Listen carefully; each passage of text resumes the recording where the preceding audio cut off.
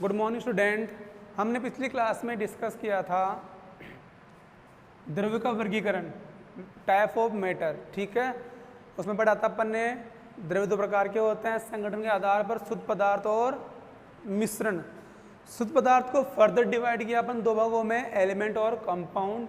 उस प्रकार मिश्रण को अपने डिवाइड किया फर्दर दो भागों में, समांगी मिश्रण और विषमांगी मिश्रण। ठीक है, हम आज डिस्कस करेंगे पदार्थ के गुणधर्म।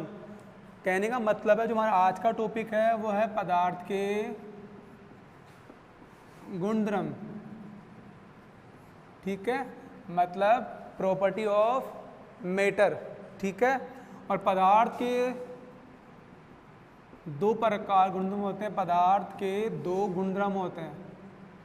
पदार्थ के दो गुणधर्म होते हैं, पहला फिजिकल प्रॉपर्टी और सेकंड है केमिकल प्रॉपर्टी। मतलब पहला है भौतिक गुणधर्म और सेकंड है रासायनिक गुणधर्म। ठीक है, ठीक है स्टूडेंट्स, तो अपन पढ़ रहे हैं पदार्थ के गुणधर्म। पदार्थ के गुणधर्म दो प्रकार के होते हैं, भौतिक और रासायनिक। स्टार्ट करते हैं, पहला भौतिक गुणधर्म। नाम से स्पष्ट है, भौतिक गुणधर्म मतलब पदार्थ के ऐसे गुणधर्म जो उसकी भौतिक अवस्था के बारे में बताते हैं, उसकी भौतिक अवस्था के बारे में बताते हैं। मतलब रंग कैसा है, ठीक है, गंध कैसी आ रही है, ठीक है, कितना आयतन उसका है, ठीक है, तो ये सब कुछ डिस्कस करते हैं भौतिक गुणधर्म में। ठीक है, तो पदार्थ के ऐसे गुणधर्म जो उसकी भौतिक अवस्था के बारे में बताते हैं। लिखते हैं परिभाषा, पदार्थ के ऐसे गुणधर्म जो उसकी भौतिक अवस्था के बारे में बताते हैं। ठीक है, भौतिक गुणधर्म कहलाते हैं।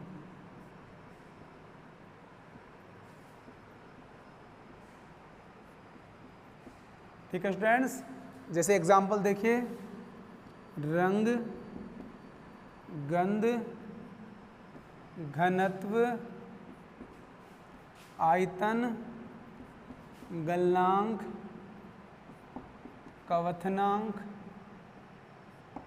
आदि। तो कुछ एग्जाम्पल है जो भौतिक गुणधर्म के अकॉर्डिंग होते हैं, रंग, गंध, घनत्व, आयतन, गलनांक और क्वथनांक। ठीक है,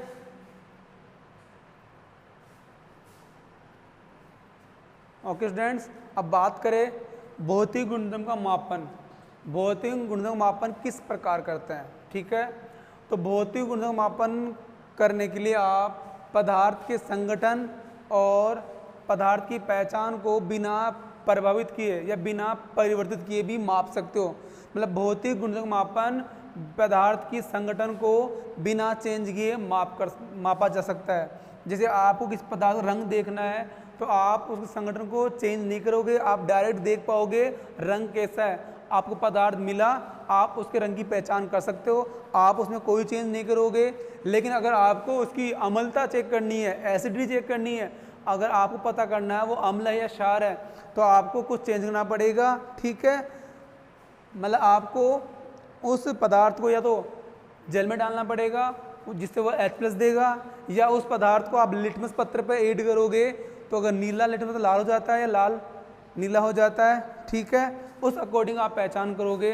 तो एसिडिटी को चेक करने के लिए पदार्थ के संगठन को चेंज करना पड़ेगा। लेकिन अगर आपको रंग, गंध देखना हो तो आप बिना चेंज किए उस पदार्थ के रंग और गंध की पहचान कर सकते हो, उसके संगठन को चेंज करने की आवश्यकता नहीं है। तो अपन बोल सकते हैं भौतिक गुणधर्मों का मापन पदार्थ के संगठन और पहचान को बिना परिवर्तित किए भी मापा जा सकता है। ठीक है, मतलब आपको चेंज करने की जरूरत नहीं है। तो लिख रहा हूँ इंपॉर्टेंट, भौतिक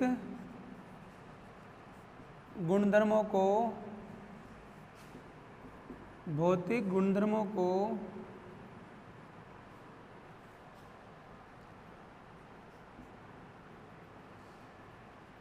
पदार्थ की पहचान एवं संगठन को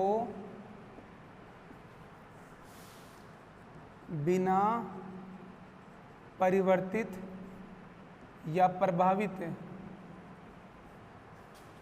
किए मापा जा सकता है। मापा जा सकता है। मैंने लिखा भौतिक गुणधर्म को पदार्थ की पहचान एवं संगठन को बिना प्रभावित या परिवर्तित किए मापा जा सकता है। ठीक है, तो भौतिक गुणधर्म कंप्लीट हो गया टॉपिक। अगला टॉपिक पढ़ेंगे अपन रासायनिक गुणधर्म। ठीक है, क्या होते हैं, उस पर कौन से एग्जाम्पल आते हैं। ठीक है, एक बार इसे नोट कर लीजिए।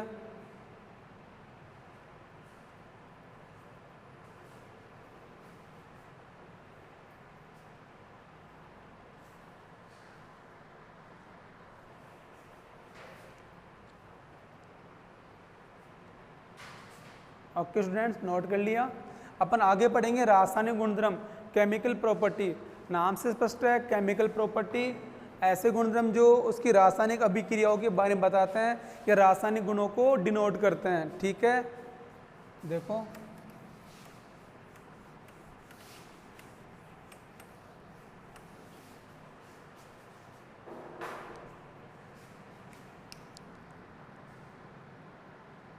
सेकंड है रासायनिक गुणधर्म। ऐसे गुणधर्म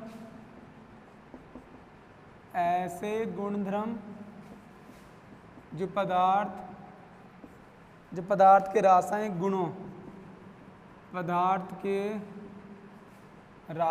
गुणों या रासायनिक अभिक्रियाओं के बारे में बताते हैं। ठीक है, ऐसे गुणधर्म जो पदार्थ के रासायनिक गुणों या रासायनिक अभिक्रियाओं के बारे में बताते हैं कहलाते हैं रासायनिक गुणधर्म।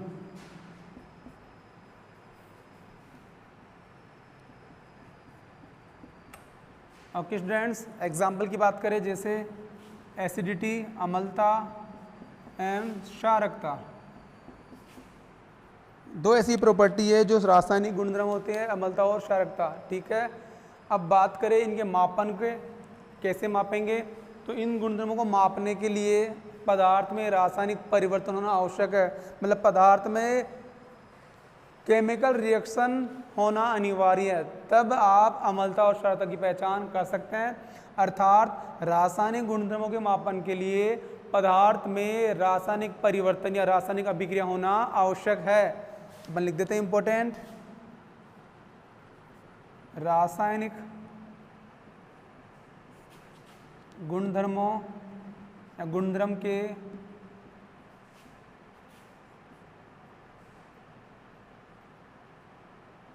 को मापने के लिए पदार्थ में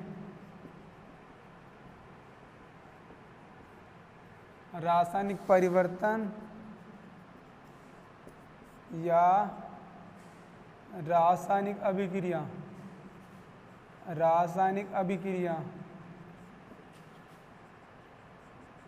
होना आवश्यक है।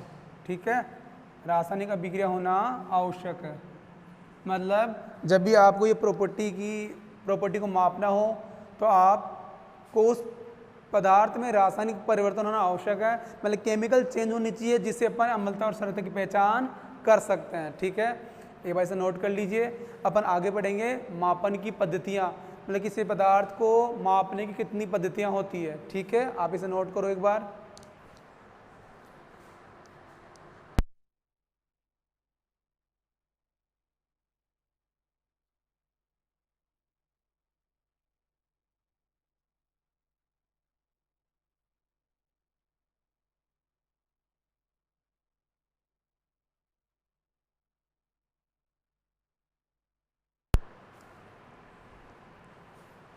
ओके स्टूडेंट्स, नोट कर लिया आपने।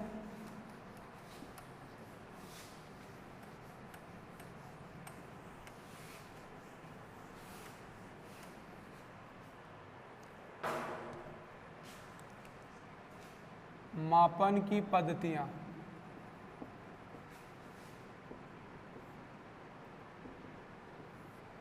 ठीक है, अपन को किसी पदार्थ को मापना है तो उसकी कितनी पद्धतियाँ होती है, तो मुख्यतः मापन की 3 पद्धतियाँ होती हैं।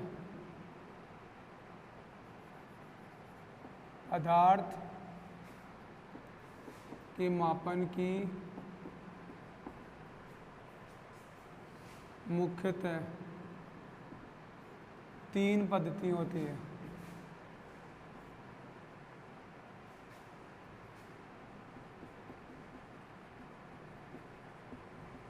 पदार्थ के मापन की मुख्यतः 3 पद्धतियाँ होती है। पहली है MKS, दूसरी है CGS और तीसरी है FPS।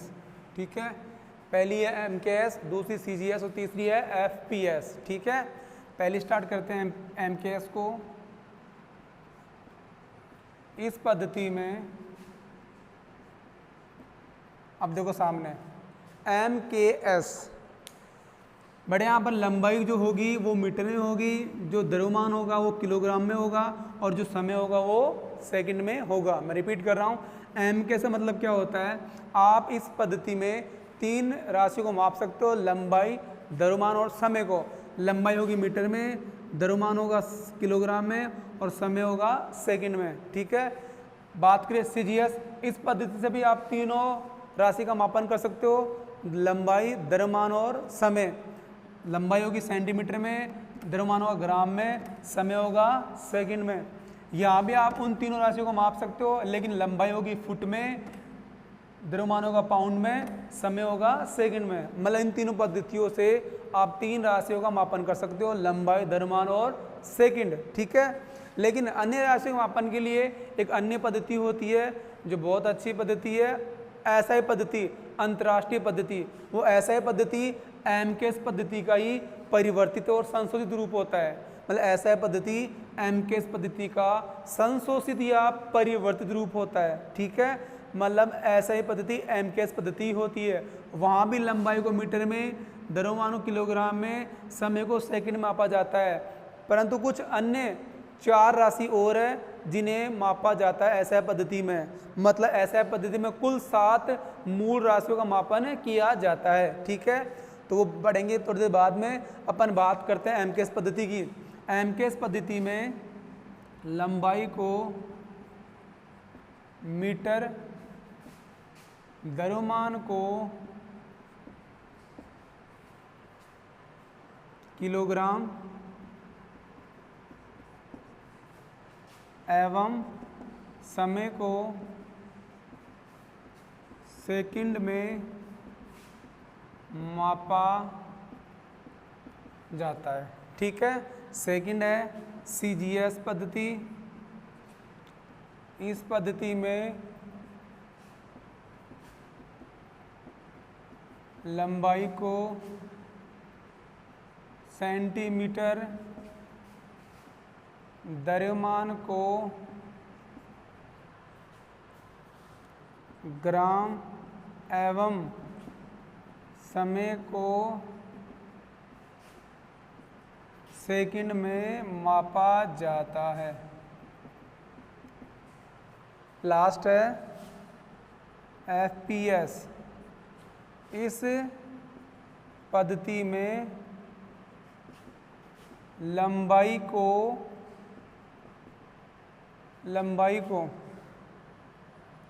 फुट, द्रव्यमान को पाउंड एवं समय को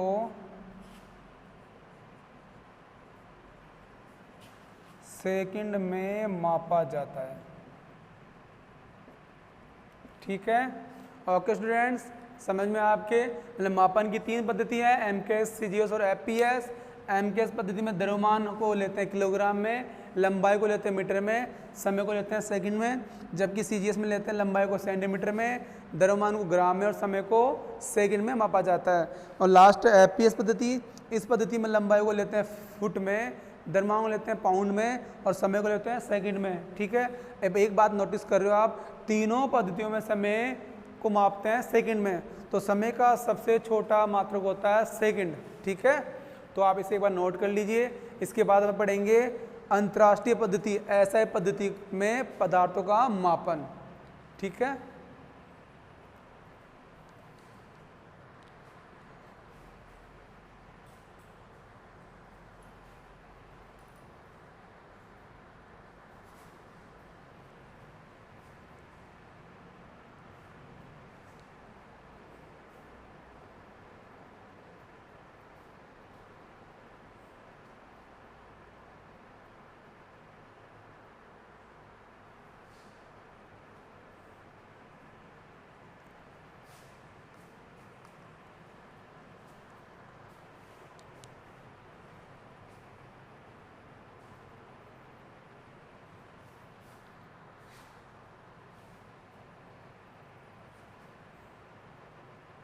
ओके स्टूडेंट्स,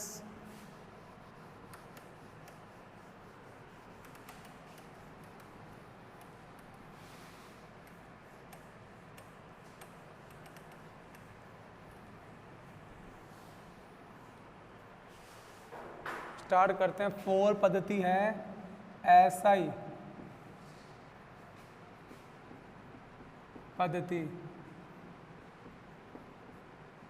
मतलब अंतर्राष्ट्रीय पद्धति। ठीक है, इंग्लिश बोलते हैं इंटरनेशनल सिस्टम, इंटरनेशनल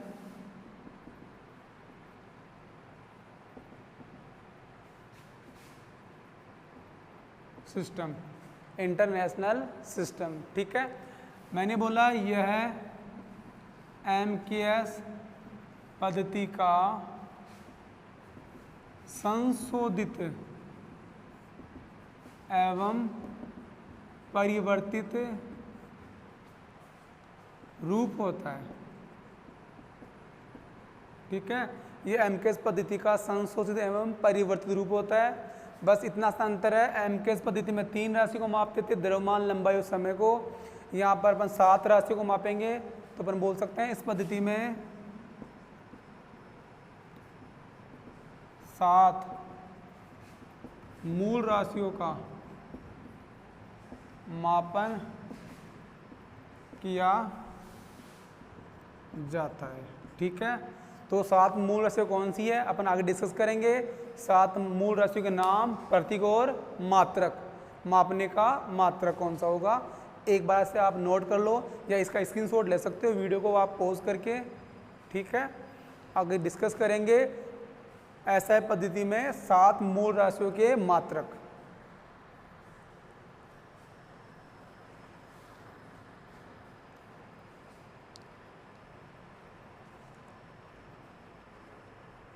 बेटा ये टॉपिक आपके फिजिक्स में भी आएगा, यूनिट और मेजरमेंट में। उसमें भी आप पढ़ोगे मापन की पद्धतियाँ, राशियों के प्रकार, मूल राशि और व्युत्पन्न राशि।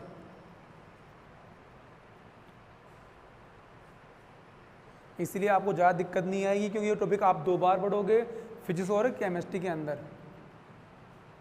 ओके स्टूडेंट, नोट कर लिया होगा आपने। आगे चलते हैं अपन।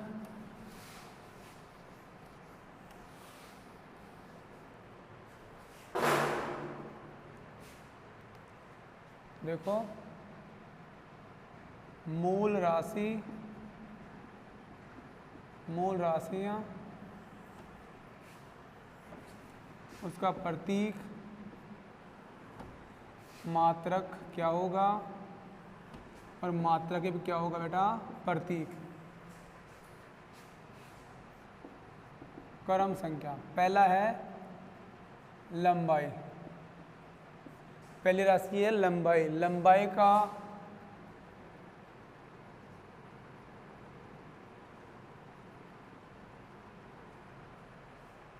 का प्रतीक है बेटा L।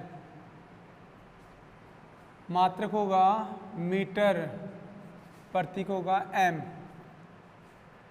दूसरा है द्रव्यमान, प्रतीक है M। मात्रक होगा बेटा किलोग्राम, kg। मात्रक पढ़ रहे अपन ऐसा ही मात्रक।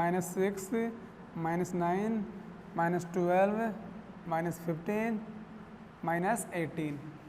ऐसे बात करें पॉजिटिव के लिए +1, 10⁻², 3, 10⁻4, 5, 4 नहीं है बेटा 6, 9, 10⁻12, 10⁻15, 10⁻18। ठीक है। तो बात करें 10⁻1, इसे बोलते हैं बेटा डेसी, इसे बोलते हैं बेटा डेसी। दूसरा है सेंटी, तीसरा है मिली, फोर्थ है माइक्रो, नैनो, इसे बोलते हैं पिको, इसे बोलते हैं फेम्टो या फर्मी।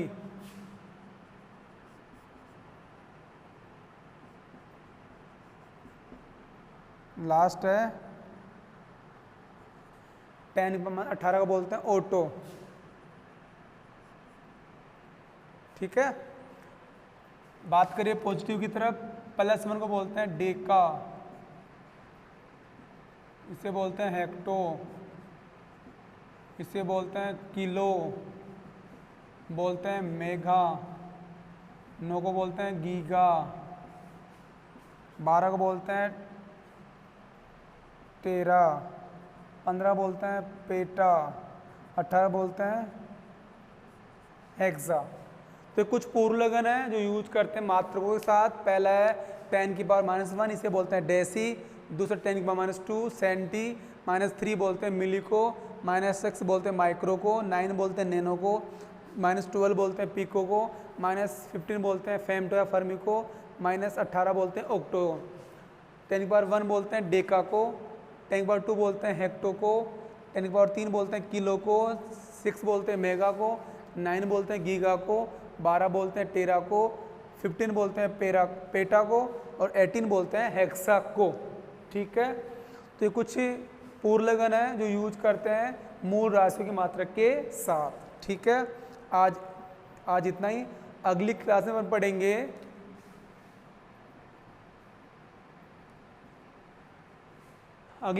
अपन लंबाई, द्रव्यमान और उनको मापने के मात्रक और कौन कौन से होते हैं। ठीक है। लंबाई को, द्रव्यमान को, ताप को और आयतन को और घनत्व को मापने के कौन कौन से मात्रक है, इनके अलावा वो डिस्कस करेंगे अपन अगली क्लास में। ओके स्टूडेंट्स, मिलते हैं अगली क्लास में।